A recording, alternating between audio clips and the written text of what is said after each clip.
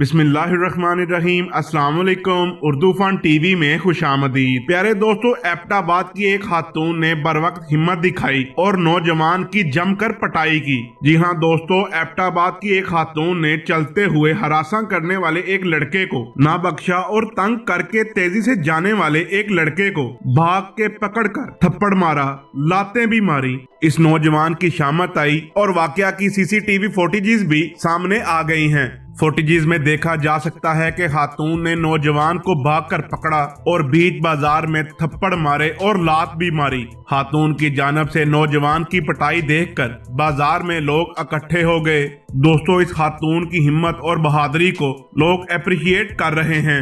हमारी खवातीन को ये जान लेना चाहिए कि कभी भी कोई भी शख्स हरासा करे तो डरने की बजाय उसको भरपूर जवाब देना है, ताकि ऐसे लोगों की मुआशरे में हौसला शिकनी हो सके।